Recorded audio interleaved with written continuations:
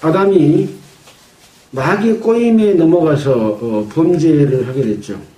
그 내용은 뭐 여러분이 잘 아십니다만은 이 과일을 먹으면 네 눈이 밝아져서 하나님과 같이 된다라고 하는 꼬임인 거죠.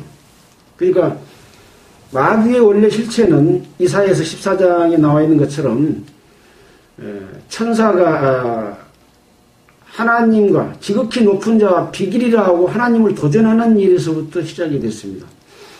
그래서 어떻게 보면 이 세상에는 질서와 각종 법이 있는데 이 질서는 무엇이냐? 하나님의 어떤 진리, 뜻, 법칙 이런 것들을 지키는 것이 질서라고 할 수 있는데 천사가 하나님을 도전하는 것은 질서를 위반하는 것이 됐죠. 또 사람에게도 하나님의 형상으로 만들었기 때문에 스스로를 생각하고 스스로 자존감을 갖는 로봇 같은 사람이 아니라 하나님의 속성을 닮은 사람이었기 때문에 이 사람의 마음속에도 자기 스스로 자기가 높아지려고 하는 그런 생각을 가지고 있었던 거죠. 이것을 아는 마귀가 유혹함으로 말미암아 선악과를 따먹게 되었고 결국은 에덴 동산에서 쫓겨나서 하나님의 약속하신 약속이 깨졌습니다. 땅도 저주를 받았고 사람은 땀을 흘리지 않으면 열매를 먹을 수 없는 그러한 상황으로 되어진 거죠. 어떻게 보면 이 인류의 역사는 하나님께서 우주 만물을 창조하시고 사람을 창조하셔서 사람과 함께 살고 싶어하는 이러한 역사가 깨진 것을 다시 회복시키는 그러한 과정이 인류의 역사 속에 하나님의 뜻으로 이루어지고 있다라고 하는 것이라고 할 수 있습니다. 그 이후에 이제 성경에 기록된 모든 역사를 살펴보게 되면 항상 하나님의 뜻을 따르는 사람의 무리와 하나님의 뜻을 따르지 않는 반대편에 있는 무리로 늘 이렇게 기록을 하고 있습니다. 아담이 가인과 아벨을 낳지 않습니까? 근데 이 가인은 아벨을 하나님의 뜻을 알지 못하고 자기 제사를 받아들이지 않음으로 말미암아 아벨을 죽이는 일이 벌어졌죠. 최초의 살인이라고 할 수 있는데 그래서 하나님께서는 이 아벨 대신 셋을 주어서 셋의 후손을 또 이어서 하나님의 뜻을 이어갑니다. 이렇게 해서 이제 많은 사람들이 이 땅에 살게 되었고 가장 크게 한번 심판이 있었죠. 여러분이 뭐 성경 강해를 통해서 많이 들어봤던 그런 내용이지만 노아의 홍수 사건으로 인해서 노아의 8 식구를 제외한 모든 사람들은 다 멸망을 당하는, 그래서 우리는 노아의 후손이죠. 셈과 함과 야벳 중에 한 혈통인 우리는 황인족은 셈의 후손, 장자의 후손이라고 할 수 있습니다. 그래서 이 세 족속으로 인해서 인류가 퍼져나갔다고 하는 것은 우리가 역사에서도 배우는 그러한 내용이라고 할 수 있는 거죠. 그래서 이 성경의 기록은 다른 어떤 불교나 다른 종교의 경전이 아니라 있었던 역사적 사실을 기록한 역사서다, 이렇게 할 수 있는 거죠. 그 이후에 이제 사람들은 이제 또 번성하게 됐고, 또 큰 사건이 바벨탑 사건이죠. 또 홍수와 같은 그런 일이 있을 때 우리가 흩어짐을 면하기 위해서 우리가 우리의 이름을 내고 한데 모여서 흩어짐을 면하자라고 하는 것이 바벨탑 사건입니다. 하나님이 우리에게 해주시는 그런 은혜를 입는 것이 아니라 인간 스스로가 어떤 심판이든지 피해 나갈 수 있다. 사람의 방법으로 쌓은 것이 바벨탑이기 때문에 하나님께서는 이 바벨탑을 쌓지 못하도록 언어를 혼잡시켜서 이걸 중단시켰습니다. 그때부터 이제 각기 언어를 따라서 전 세계로 흩어져서 살게 돼서 여러 언어들이 이렇게 퍼져나가게 된 거죠. 발생된 거죠.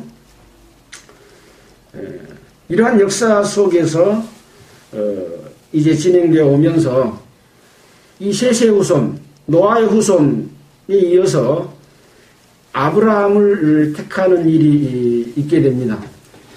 하나님은 아담에게 약속했던 그 약속을 이어가고 있는 모습들을 계속해서 볼 수가 있습니다. 그래서 아브라함을 택하시고 아브라함에게도 아담에게 주었던 생육하고 번성하고 땅에 충만하라고 하는 그러한 언약을 주셨죠. 첫 번째 내용이 이제 아브라함이 나이가 많아서 아이를 출산할 수 없는 그런 상황에 이르렀지만 네 몸에서 날 자가 네 후손이다. 이렇게 해서 이삭을 주게 됩니다.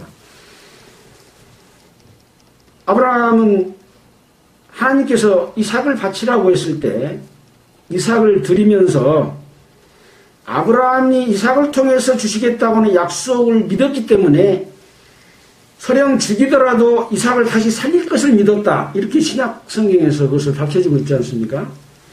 그래서 아브라함은 하나님을 믿는 믿음의 조상으로서 이스라엘 혈통의 조상이기도 하지만 믿는 모든 자의 조상이 됨으로써 예수 그리스도를 통해서 믿는 모든 자들이 하나님의 자녀가 되는 믿음의 혈통을 이야기해주고 있습니다.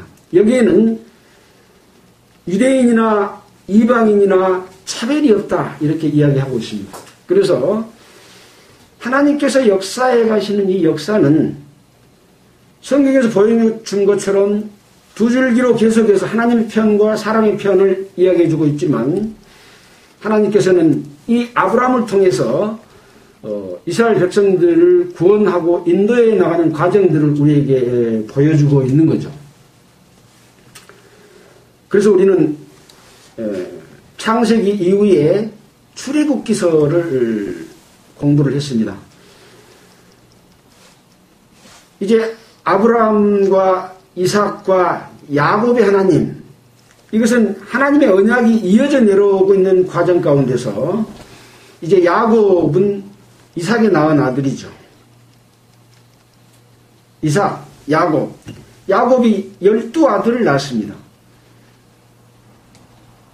그래서 이 야곱은 나중에 이스라엘이라 그렇게 이름을 바꿔줬지 않습니까? 그래서 야곱은 이스라엘을 의미합니다. 그래서 이스라엘의 12아들들이 이제 요셉을 죽이려고 하다가 애굽이 팔아넘김으로 말미암아서 요셉이 애굽으로 가게 됐고 하나님께서 요셉과 함께함으로 말미암아 하나님의 능력을 통해서 꿈 해몽을 해서 총리 대신이 되었습니다. 이스라엘 땅에는 흉년이 들어서 사람이 살 수 없는 그러한 어려운 상황이 있을 때 이 야곱과 그의 11아들이 애굽에 들어와서 살게 되었고 430년간을 애굽에서 살게 되었습니다. 처음에는 하나님을 아는 이 바로 왕이 요셉에게 총리제사까지 시키고 모든 정사를 맡겼지만 요셉도 죽고 그때 당시 바로 왕도 죽고 점점 시간이 지남으로 말미암아 이스라엘 백성 수는 늘어나고 왕들이 생각할 때 이 백성들이 다른 나라하고 힘을 합쳐서 우리나라를 공략하게 되면 우리가 멸망을 당할 것이다 해가지고 이스라엘 백성들을 종으로 삼아서 왕의 어떤 목적을 위한 기돔성과 이런 것들을 건축하는 데 노예로 삼았습니다. 우리는 이 애굽을 세상이라고 이야기를 합니다. 그래서 모든 인류가 하나님을 떠나서 살고 있는 세상을 의미하는 것이 애굽인데 그래서 애굽의 종살이는 뭐냐면 이스라엘 백성으로서 하나님의 뜻을 따라서 살아가야 될 사람들이 하나님을 모르는 바로왕에 의한 노예가 되어버린 것이기 때문에 거기서 해방시켜주는 것을 의미하는 것이고, 그것은 곧 모든 인류가 하나님을 떠나서 사는 세상 사람들이 죄의 종이 되어 있는 상태에서 구원을 받는 것을 의미하는 것과 같은 것이죠. 하나님께서는 10가지 재앙을 내리셨고 결국 장자 죽음에서 이스라엘 백성들의 장자들을 구원해내는 일을 하게 됩니다. 6월절 어린 양을 잡아서 설주와 임방에 피를 발랐고 장자들이 살고 거기에 있는 모든 이스라엘 백성들은 구원함을 얻었습니다. 이것을 신약성경에서 말씀하기를 6월절 양 곧 예수 그리스도께서 희생이 됐다라고 말씀을 하고 있는 거죠. 그래서 이 구원은 곧 이스라엘 백성들이 애굽에서 구원받는 첫 시작인 거죠. 예수 그리스도로 말미암아 구원받는 한 생명이 태어난 것과 같은 것이고, 이제 홍해를 건넌 것을 세례라고 이야기하고 있습니다. 그리고 홍해를 건너서 시내산에 이르렀을 때에 하나님이 십계명과 각종 율법과 규례와 제도들을 주셨습니다. 이 제도를 주신 목적은 사람들은 늘 10가지 재앙들을 내려서 홍해를 건너서 구원해 줬지만 이스라엘 백성들은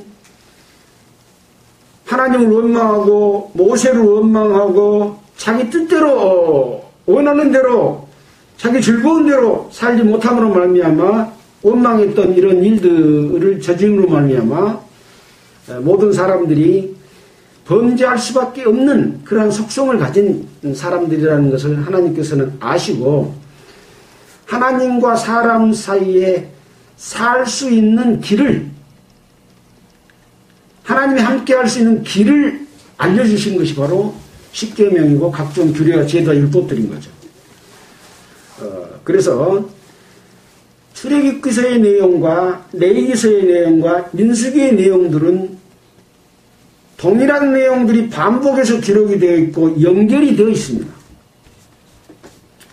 제도를 주시고 또 각종 제사를 드릴 수 있는 제사법을 알려주시고 또 그 제사를 지내는 과정 가운데 있어서 그 내용, 그리고 그 제사를 잘못된 방법, 또 제사장의 임무와 역할, 또 그리고 레위 자손으로서 어떻게 함께 거기에 참여해야 되는 이런 부분들을 반복해서 설명해주고 반드시 그 다음에는 하나님의 안식에 관한 내용들이 기록이 되어 있습니다. 이런 것들이 계속 반복되어서 설명되어지고 있는 거죠.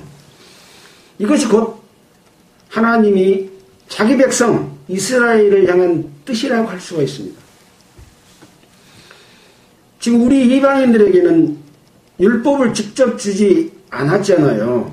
그래서 이것은 우리에게 거울이 되는 것이에요. 로마서에 보면 이방인들에게는 율법을 주지 않았고 그 양심이 곧 율법의 행위를 나타낸다 라고 말씀함으로 말미암아 우리에게는 율법이 주어지지 않았지만은 이 율법에서 의미하는 하나님의 뜻이 무엇인지를 알고 그것을 배우고 하나님과 늘 함께하는 이스라엘 백성들이 5가지 제사를 드리는 삶을 살아가는 그런 상황과 같은 것을 우리에게 거울로 보여주고 있는 것이다, 이렇게 생각해 볼 수가 있는 거죠. 자, 그래서 레위기서에 5가지 제사가 나옵니다. 번제와 소제와 화목제와 속죄제와 속건제가 나오는데, 번제는 태워서 드리는 제사다. 소제는 곡식으로 드리는 제사다. 제사의 어떤 방법을 이야기하고 있는 것이고, 이 화목제와 속죄제와 속건제의 의미가 제사를 드리는 목적이 그가 나와 있는 거죠. 화목제는 하나님께 감사하여 드리는 제사고, 감사함으로 말미암아 내가 앞으로 어떻게 살겠습니다 하는 서원하는 서원의 약속이 있는 제사가 화목제입니다. 그래서 죄에 있는 자는 먼저 속죄제를 드리고 석곤제를 드리고 화목제를 드림으로 말미암아 하나님의 그 향기를 음양하시는 그러한 제사법이 나와 있는 거죠. 자, 이러한 이제 법들을 다 받아서 민수기서에서는 이제 이스라엘 백성들이 광야로 나아가게 됩니다. 이때까지 걸렸던 기간은 불과 1년 정도밖에 되지 않는 기간 동안에 있었던 모든 사실이죠. 광야를 출발하는 데서부터 하나님께서는 자기 백성을 계수를 했습니다. 20세 이상으로 60만 공 3,550명을 계수했고 이들을 군대로 계수했다라고 말씀하고 있습니다. 하나님의 군대인 거죠. 군대는 무엇을 합니까? 싸움을 하는 것이 군대입니다. 무엇과 싸움을 해요? 광야 생활에서의 싸움, 그 다음에 가나안 땅을 들어가는 데 있어서의 하나님의 군사로서 싸움을 해야 되는 것들을 일러주고 계신 거죠. 그래서 우리는 민수기를 통해서 이제 16장까지 이어져 왔습니다. 오늘 함께 볼 내용은 민수기 제 17장인데요. 아론의 지팡이에 관한 내용입니다. 제목을 아론의 지팡이 이렇게 붙여놨는데요. 어떻게 보면 이 아론의 지팡이의 그 의미가 무엇인가 라고 하는 것이 중요한 포인트겠죠. 그래서 오히려 여호와의 인도하심을 보여주는 그런 표징, 이런 내용이라고 볼 수가 있습니다. 자, 이 아론의 지팡이가 등장하게 된 내용은 민수기 16장 고라의 반역에 이어서 아론의 지팡이를 표징으로 나타내 주셨습니다. 이 지팡이의 개념은 모세가 하나님께로부터 지팡이를 가지고 하나님의 능력을 나타내 보였던 지팡이였죠. 각종 재앙을 내고 홍해를 가르고, 그래서 이 지팡이의 의미는 하나님의 능력을 나타내는 어떤 도구다, 하나님의 쓰임을 받는 어떤 홀이다, 이런 의미를 가지고 있습니다. 자, 17장을 보면서 다시 16장 내용을 함께 생각해 보도록 하겠습니다. 여호와께서 모세에게 일러 가라사대 너는 이스라엘 자손에게 고하여 그들 중에서 각 종족에 따라 지팡이 하나씩을 취하고 그들의 종족대로 그 모든 족장에게서 지팡이 12를 취하고 그 사람들의 이름을 각각 그 지팡이에 쓰되 레위의 지팡이에는 아론의 이름을 쓰라. 지금 이스라엘 지파는 12지파거든요. 그래서 각 12명의 이 족장의 이름을 따서 이제 지팡이의 이름을 쓰라고 한 거죠. 레위의 지팡이는 아론의 이름을 쓰라. 이는 그들의 종족의 각 두령이 지팡이 하나씩 있어야 할 것임이니라. 이건 그 인도하심을 의미하는 것이라 그랬죠. 지팡이라고 하는 것은. 그 지팡이를 회막 안에서 내가 너희와 만나는 곳인 증거궤 앞에 두라. 그래서 증거궤에서 항상 하나님이 거기에 임하시고 증거궤 위에서 말씀하시는 그런 곳인 거죠.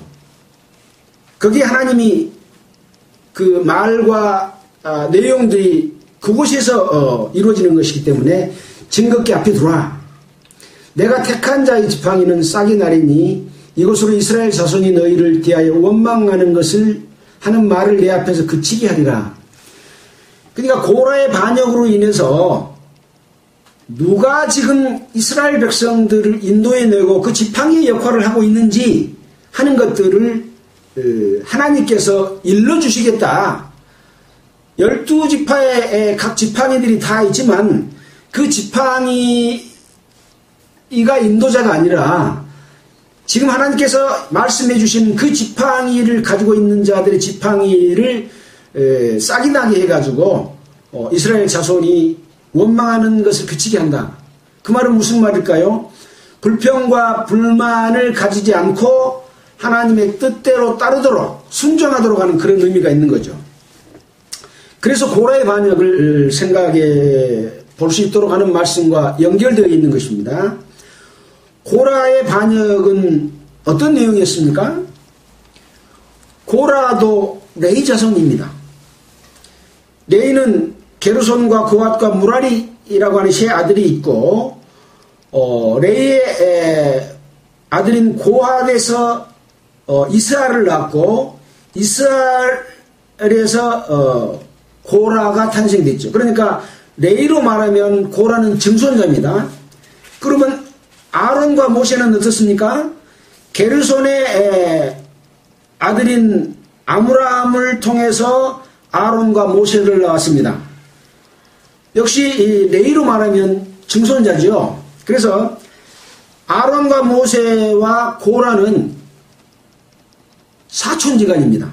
큰아버지의 아들이 아론과 모세고 둘째 아들인 이스라엘의 아들이 고라지요. 그래서 이 16장에 보면 어떤 불평을 했냐면 이스라엘 자손 총의 택함을 받은 자 곧 회중에 유명한 어떤 족장 250인과 함께 나가서 모세를 거스리니라. 그들이 모여서 모세와 아론을 거스려 그들에게 이르되 너희가 분수에 지나도다.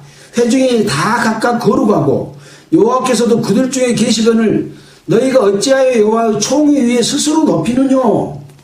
그러니까 뭡니까?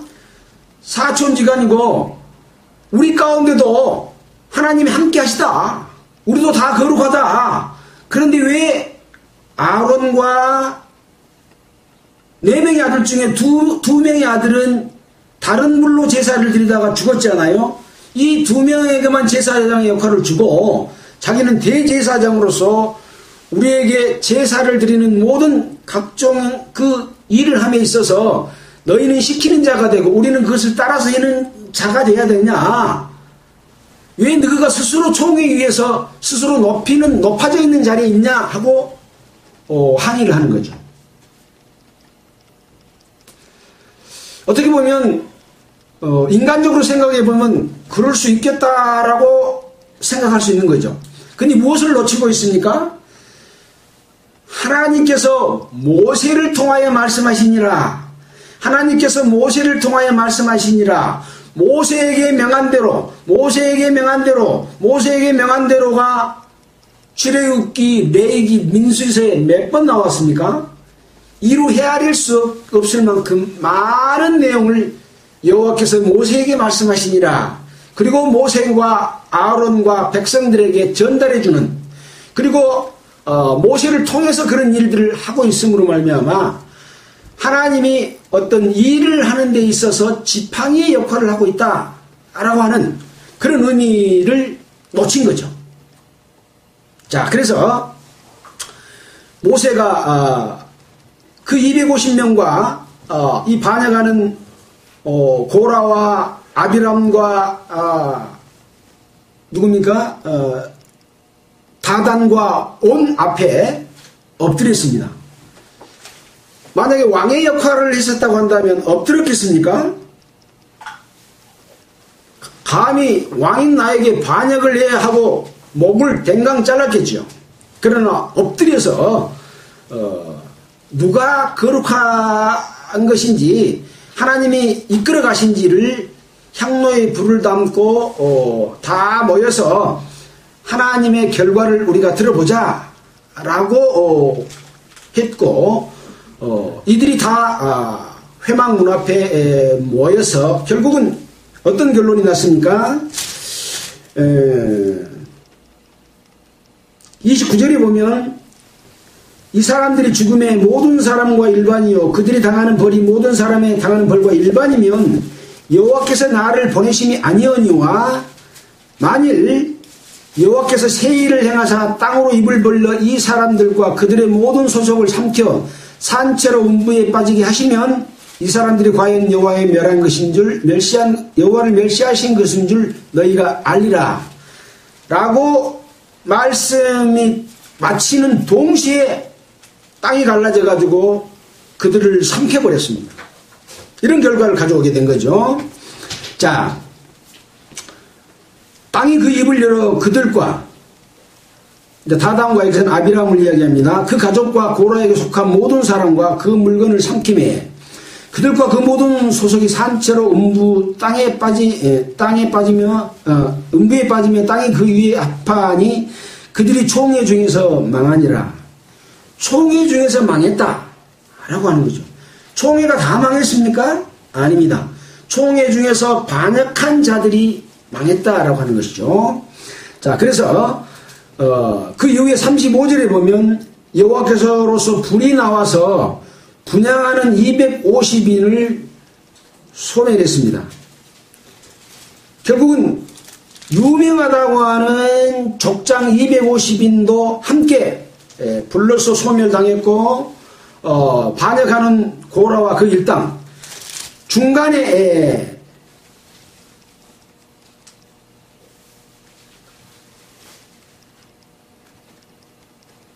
모세가 하나님께 기도를 했고, 또 그들 중에서 나오게 했던 무리가 고라와 다단과 아비람의 장막 사면을 떠났던 사람들은 살아서 죽었어요.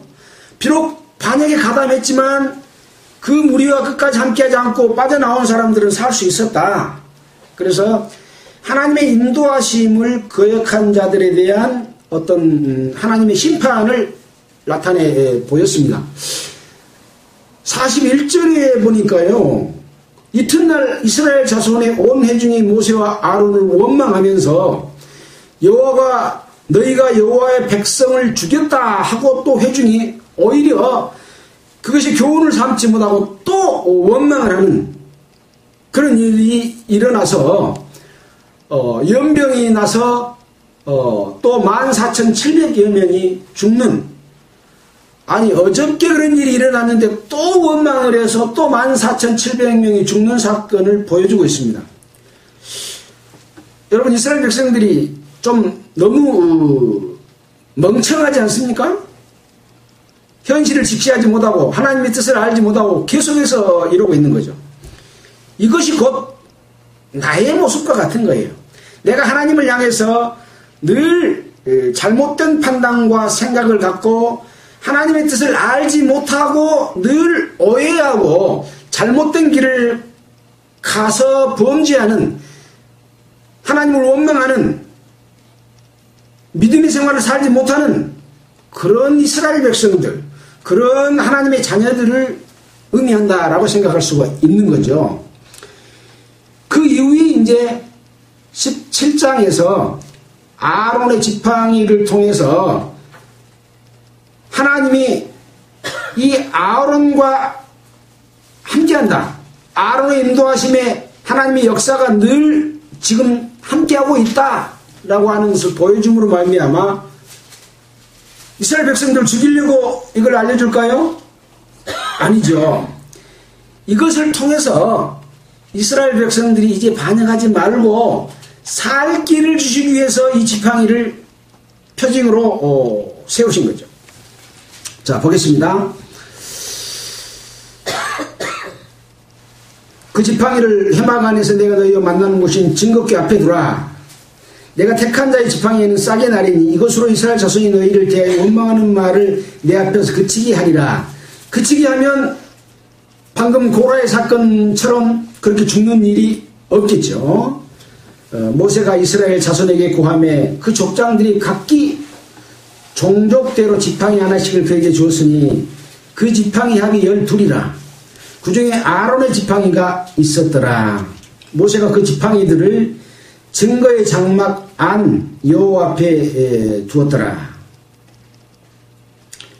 그래서 하나님이 임재하셨고, 이제 어떤 일이 벌어졌습니까? 8절에 이튿날 모세가 증거의 장막에 들어가 본즉 내 집을 위하여 낸 아론의 지팡이 움이 돋고 순이 나고 꽃이 피어서 살구 열매가 열렸더라. 지팡이면은 이미 나무를 잘라서 들고 짚고 다니고 하는 그러한 도구이기 때문에 지팡이에서 싹이 나는 일이 있을까요? 없죠. 그래서 하나님께서는 어떤 표징을 주실 때는 하나님의 능력을 나타내 보이고 하나님의 의미를 담아서 그것으로 교훈을 삼게 하기 위해서 표징을 주신 거죠. 그러려면 반드시 기적이 일어나야 되죠. 그 기적을 나타내 보이는 것이 이 지팡이입니다. 그래서 지팡이에서 우미 돋고 순이 나고 꽃이 피고 살구 열매가 맺혔습니다. 이 살구나무는 히브리어로 쉐케트라고 하는데 깨어있다라는 의미라고 합니다. 이것은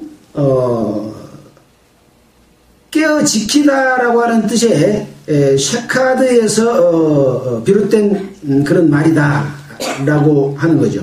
그러니까 살구나무 열매가 열렸다고 하는 것은 하나님이 깨어서 늘 지켜주신다라고 하는 그런 의미로 생각해 볼 수가 있겠죠.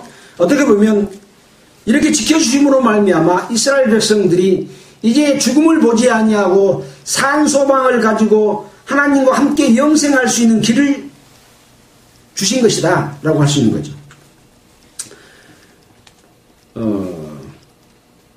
16장에서도 250인이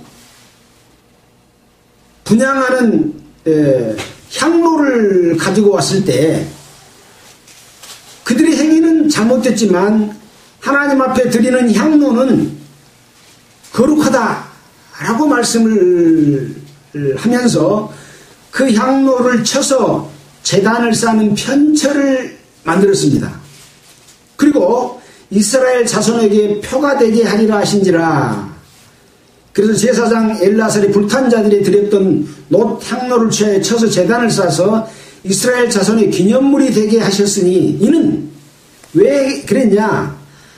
아론 자손이 아닌 외인은 여호와 앞에 분향하러 가까이 오지 못하게 함이며 또 고라와 그 무리와 같이 되지 않게 하기 위함이라. 그러니까 250인의 그 향로를 쳐가지고 제단을 쌓는 편처를 만들어서 기념을 사게 하면서 아론 자손 외에는 하나님 앞에 제사 드리는 이 일에 가까이 할 수 없다라고 하는 것을 알려주는 거죠. 그래서 하나님의 임재하는 이 언약궤 또 하나님의 임재 가운데서는 사람이 직접 하나님을 대할 수가 없었습니다. 그래서 죄 있는 자가 하나님을 가까이 하면 바로 즉사해버리는 그런 일이 일어난 애들이 성경의 기록 속에서 많이 살펴볼 수 있는 거죠. 왜 그럴까요? 하나님은 거룩하시기 때문에 거룩하시지 않는 자가 하나님 앞에 가까이 올 수 없다고 하는 것을 의미하는 것이고, 그래서 대제사장이 제사를 지닐 때도 먼저 자기 죄를 속하고 그 다음에 백성의 죄를 가지고 지성소에 들어가서 단에 뿌리고 나와서 살아나오면 하나님께서 우리 제사를 받아들여서 백성의 죄가 용서됐구나 라고 하는 그런 제사를 드리는 거죠.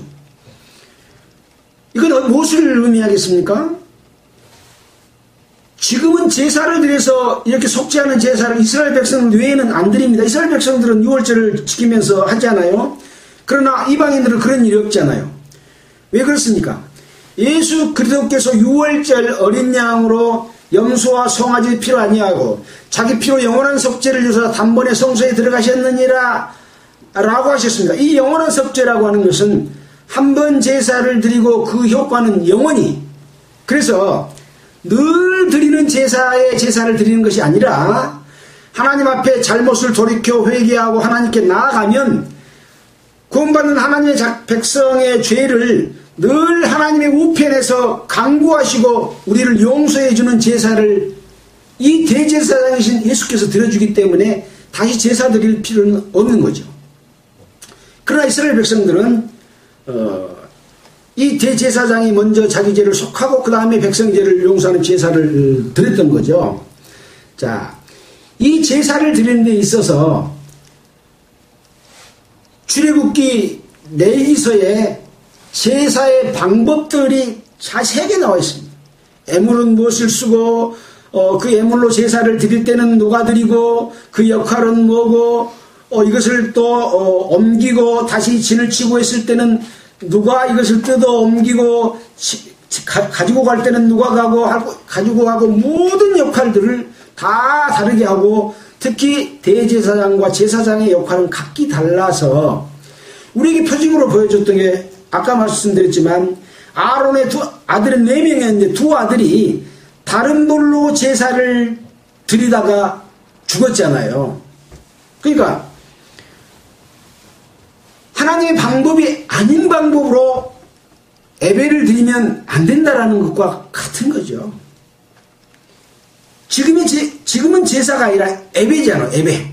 하나님께 드리는 예배. 이 예배를 드리는 데 있어서 그 방법을 다른 방법, 하나님이 원하시지 않는 방법으로 드리면 안 되는 거죠. 그래서 레위기서의 각종 제사의 방법들은 하나님의 마음이 어떤 제사를 받으시는가 라고 하는 것을 아는 것이 가장 중요한 부분이다. 그런 말씀을 드렸잖아요. 자, 계속해서 17장 보도록 하겠습니다. 9절입니다. 모세가 그 지팡이 전부를 여호와 앞에서 이스라엘 모든 자손에게로 취하여 내매 그들이 보고 각각 자기 지팡이를 취하였더라. 이제 한 지팡이는 아론의 지팡이고 우미도 없고 순이 나고 꽃이 피고 살구의 열매가 맺혔는데 11지팡이는 어땠을까요? 자기가 갖다 준 그대로 다시 받았겠죠. 그러면은 거기서 분명하게 하나님의 지팡이는 아론의 지팡이구나 라고 하는 것이 하나님의 역사, 하나님의 인도하심과 그 일들은 이 아론을 통해서 하고 있구나 라고 하는 것들을 알겠죠. 각각 지팡이를 취하였습니다. 10절에 여호와께서 또 모세에게 이르시되 아론의 지팡이는 증거궤 앞으로 도로 가져다가 거기 간직하여 패역한 자에 대한 표징이 되게 하여 그들로 내게 대한 원망을 그치고 죽지 않게 할지니라. 이 지팡이를 아론의 지팡이는 다시 증거궤 앞으로 도로 가져다가 간직하여 패역한 자에 대한 표징이 되게 한다 라고 했습니다. 자, 이 아론의 지팡이는 히브리서 9장 4절을 한번 볼까요? 히브리서 9장 4절.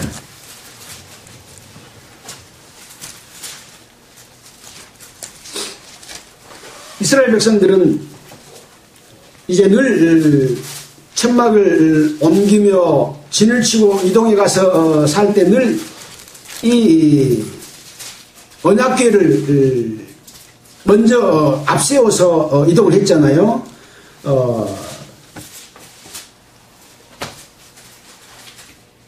3절입니다. 9장 3절.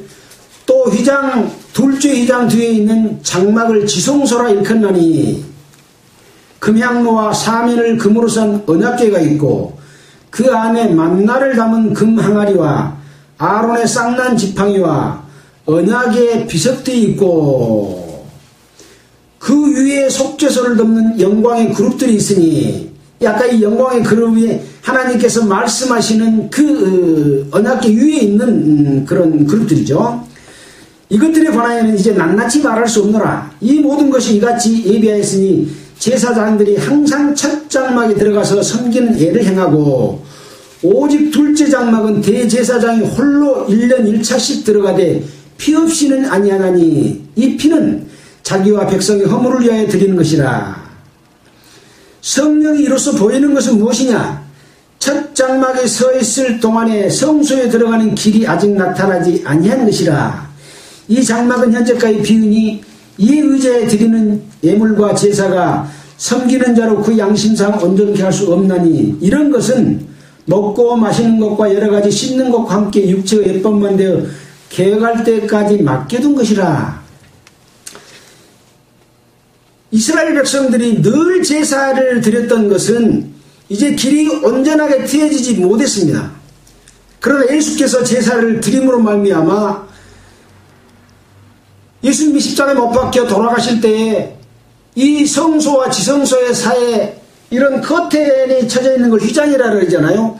휘장이 딱 찢어져서 성소와 지성소 둘의 공간이 하나가 됐잖아요. 이건 뭘 의미합니까? 성소와 지성소 사이에 공간이 없어져 버렸습니다. 그러면 성소에 제사 드리는 곳에 하나님이 계시기 때문에 예수 그리스도로 말미암아 이 그동안에 드렸던 이 섬기는 예법, 제사장이 먼저 자기 죄를 위하여 속죄하고 그 다음에 지성소에 피를 가지고 들어가고 이런 모든 것들은 하나의 거울이다. 예법만 되어 개혁할 때 맡겨준 것이다. 그러면서 이제 9장 11절로 12절의 설명이 이어지게 되는 거죠. 그리스도께서 장래에 좋은 일이 대제사장으로서 손으로 짓지 아니한 곧 이 창조에 속하지 아니한 더 크고 온전한 장막으로 말미암아 온 우주 가운데에 있는 그러한 그 역사다. 더 크고 온전한 장막으로 말미암아 염소와 송아지 피로 아니하고 오직 자기 피로 영원한 속죄를 이루사 단번에 성소에 들어가셨느니라. 이 예수님이 돌아가시는 이 제사는 6월절 애굽에서 장자 죽음을 에서 면하게 될 때의 그 6월절 어린 양과 동시에 이스라엘 백성들이 레위서에서 늘 드려야 되는 5가지 제사의 애물도 되기 때문에 예수 그리스도의 피로 말미암아 구원받는 제사, 또 구원받는 성도들이 살아가면서 잘못해서 죄를 짓는 제사까지 함께 드리는 제사가 예수 그리스도께서 드리는 중심으로 인한 제사인 거죠. 그 10장에 보면은 이 제사는 10장 11절에 보면 이런 말씀이 있습니다. 제사장마다 매일 서서 섬기며 자주 같은 제사를 드리되 이 제사는 언제든지 죄를 없게 하지 못하거니와 오직 그리스도는 죄를 위하여 한 영원한 제사를 드리시고 하나님의 우편에 앉으사 그 후에 자기 원수들로 자기 발등상이 되게 하실 때까지 기다리시나니 저 한 제물로 거룩하게 된 자들을 영원히 온전케 하셨느니라. 거기 한 영원한 제사를 드리시고 그래갖고 앞에 일자가 써졌습니다. 밑에 보면 뭐라고 되어 있습니까? 혹 한 제사를 드리고 영원히 제사를 한 번 드렸는데 제사의 효과는 영원하다. 그런 뜻인 거죠. 이런 제사를 예수님께서 들어주신 거죠. 자, 무슨 이야기가 거기까지 갔습니까? 다시 민수기 17장에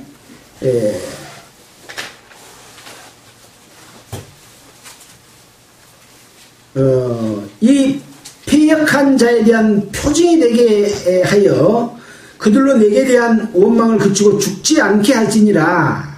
그래서 바로 이 표징은 이스라엘 백성들을 교훈함으로 말미암아 다시 고라와 같은 하나님의 능력과 역사를 알지 못하고 하나님을 도전하는 그런 일이 없게 함으로 인해서 원망을 그치고 죽지 않게 하는 어떤 확실한 증거를 제시했다. 그런 이야기죠.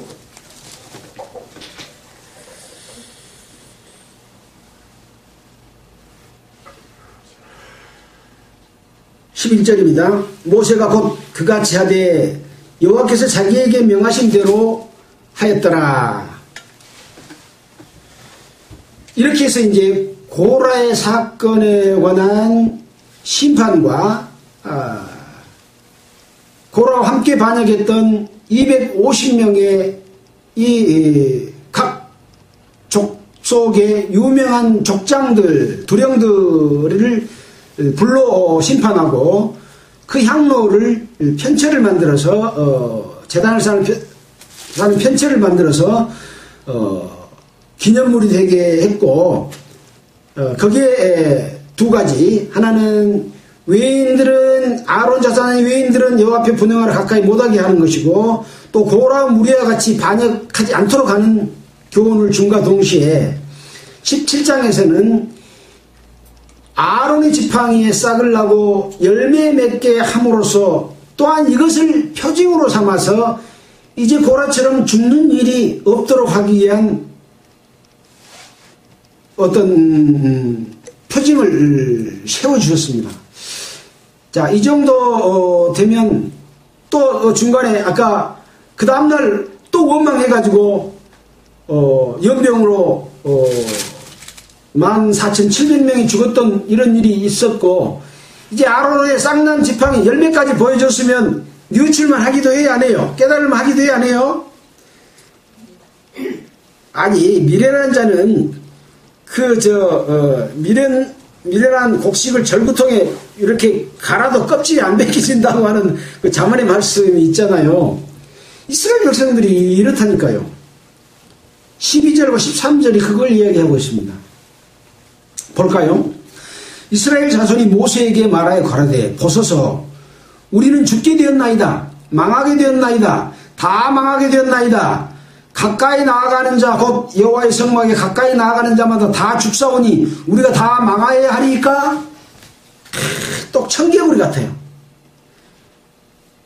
불어 말하자면은 그 불만을 항의하기 위해서 꼬당꼬당 물고 늘어지면서 자기가 생각하는 그것을 늘 이렇게 복창질하는 그런 것 같지 않아요?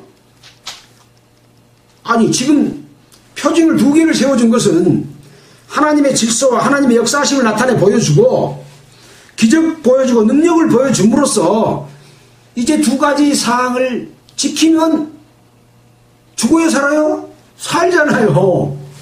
근데 자기 마음에는 자기도 그렇게 하고 싶은 마음 또 그런 일이 있었던 데에 대한 불만 이런 것 때문에 그 하나님의 말씀을 받아들이지 못하고 반항하는 청개구리 같은 그런 표현을 하고 있는 거죠.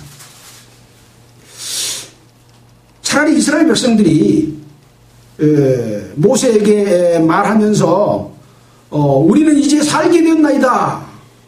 이제 우리는 흥하게 되었나이다. 가까이 가지 않으면 살게 되니 우리가 다 흥하리이다. 그렇게 말해야 되는 거 아닙니까? 길을 제시해 줬으면 그 길을 따라야 되는 거예요. 사람의 생각과 하나님의 생각은 하늘이 땅보다 높음 같이 다를 수 있는 거잖아요. 지금 기독교가 전 세계의 모든 곳에 퍼졌습니다. 엄청난 많은 기독교인들을 갖고 있지만 과연 그들이 하나님의 뜻을 알고 하나님의 뜻 가운데서 하나님의 백성으로 태어나고 하나님의 뜻 가운데서 살아가고 예배를 드릴 때 하나님의 뜻대로 드리고 있을까요? 하나님의 뜻은 저 뒤에 놔놓고 사람의 생각으로 어떤 종교의 종파의 생각으로 예배라고 하는 형식을 만들어 놓고 또는 성전이라고 하는 예배당을 지어 놓고 많은 사람이 모여서 거룩하게 단을 높이고 애복을 입고 또 거룩한 찬양 관현합주의 찬양을 드리고 웅장하게 이렇게 드리면 하나님이 기뻐하실 거다. 여러분 그동안에 성경 배워보니까 하나님이 그런 거 기뻐하셔요? 하나님은 제사와 예물을 원치 아니하시고 상한 심령을 원한다. 하나님은요 그런 곳에 계시지 않습니다. 가장 누추하고 가장 천해 보여도 진실한 마음과 돌이키는 마음, 하나님을 향한 섬김의 마음을 갖고 있는 곳에 하나님은 함께 하시고 그런 것들을 보여주고 있는 것이 바로 이 출애굽기, 레위기, 민수기서에서 우리에게 하나님의 마음을 알려주고 있는 거죠. 한 번만 알려줍니까? 2번, 3번, 4번 계속해서 반복해서 하나님의 뜻을 우리에게 알려주고 제시해주고 있고, 그렇지 못한 자들은 애굽에서 구원을 받았지만 광야 생활 가운데서 또는 가나안 땅에 들어가서도 백성에서 끊쳐지는 일이 있어요, 없어요? 이러한 내용들이 레위기서, 출애굽기서에 무려 백성에게서 끊쳐진다, 이런 자들은 죽는다 라고, 자기 백성이 죽고 끊쳐지고 그 회중 가운데서 멸망당할 것을 말하고 있는 데가 수십 군데가 있습니다. 지금 잘못된 종교 교리를 전파하는 그런 교파 가운데서는 구원을 한 번 받으면 어떠한 일을 하더라도 천국 간다, 구원 열차 타고 천국 간다 라고 가르치는 데가 있어요. 성경이 그렇게 이야기하는 데가 있습니까? 구원받는 것은 죽었던 생명이 태어나는 탄생입니다. 홍해를 걷는 것은 세례입니다. 이제 홍해를 건너서 시내산에서 주신 율법은, 십계명과 각종 규례는 하나님을 섬기면 산다, 내가 거룩하니 너희도 거룩하라, 내가 너희를 이끌어낸 것은 너희와 함께하기 위함이다, 하나님과 함께하려면 어떻게 해라 라고 하는 거죠. 늘 하나님과 함께해야 돼. 근데 사람은 늘 죄를 지어 잘못된 생각과 판단으로 해. 그러면 그것을 뉘우치고 5가지 제사를 드리는 제사와 같이 돌이켜서 예수 그리스도 앞에 나아가면 하나님께서는 영원한 속죄를 통해서 늘 용서해 주시고 우리를 받아들여 주기 때문에, 하나님 앞에 거룩할 수가 있기 때문에, 하나님이 원하시는 거룩한 교회, 교회는 수십 개, 수백 개, 수억 개의 교회가 있지 않아요? 이 교회는 하나님이 보시는 교회하고는 달라요. 하나님이 보시는 교회는 하나밖에 없어요. 보이지 않는 교회예요. 장벽이 없는 교회예요. 이미 예수를 믿고 구원받은 성도는 죽어 있어도 교회 가운데 있는 거예요. 살아 있어도 교회 가운데 있고, 한국에 있어도 교회 가운데 있고, 미국에 있어도 교회 가운데 있고, 나라와 지역과 시간과 공간을 초월해서 하나님이 원하시는 한 교회가 있는데, 이 한 교회를 하나님이 예수 그리스도를 머리로 한 교회를 신부로 만들어가고 있는 과정이 이 교회의 역사입니다. 그래서 요한계시록에 7가지 교회에 관한 심판과 축복과 또는 그런 지적들을 하면서 어떻게 교회가 되어져야 할 것인지에 대한 교훈을 주시고 있고, 이 교회가 완성되면 예수님께서 재림하시고 거룩한 성 새 예루살렘을 우리에게 예비해 주신 대로 갈 수 있어야 된다는 거죠. 이것이 그리스도인들의 신앙 생활입니다. 오늘도 민수기 17장을 통해서 16장의 내용, 그리고 그 이전의 내용들을 다시 한번 살펴보면서 하나님의 뜻과 이스라엘 백성들이 거기에 어떻게 반응하고 살아가는지, 이를 통해서 우리에게 교훈 주시고 있는 내용들을 살펴봤습니다. 제가 드리는 이런 말씀은 어디까지나 여러분들이 이런 내용이 있구나라고 참고하시고, 여러분이 직접 성경을 읽으시고 이것을 깨닫게 되면 성령께서 여러분들이 일깨워 주시기 때문에, 그것은 이 아론의 쌍난 지팡이가 열매를 맺은 것처럼 여러분의 마음에 하나님의 능력으로, 성령의 역사로 와닿을 겁니다. 그래서 성경 보는 것을 게을리하지 마시고 성경 읽는 여러분들이 되시길 바랍니다. 마치겠습니다. 기도드리겠습니다. 하나님 아버지, 참으로 감사를 드립니다. 비록 소수가 모여서 주님께 예배드리고 또 주님의 말씀을 이렇게 상고하고 있지만, 성령께서 일깨워 주시고 하나님의 뜻을 올바르게 알게 하심에 감사드립니다. 우리에게 성령께서 늘 함께 하셔서 이 말씀의 뜻을 실천하며 살아가는 저희들이 되도록 능력 주시기를 원합니다. 또한 이러한 말씀들을 알지 못하는 자들에게도 이 말씀을 전할 수 있는 그런 전도의 문을 열어주시기를 원합니다. 아직 구원받지 못한 자들에게는 새 생명을 전하는 전도와 또 구원받은 성도들에게는 하나님의 백성으로 살아가는 그러한 삶의 방법들을 함께 나누고 교제하고 주님이 거룩한 교회 가운데 참여되는 모든 사람들이 되도록 주님 함께해 주시옵소서. 이 모든 말씀을 우리를 권해주신 예수 그리스도 이름으로 기도드렸습니다.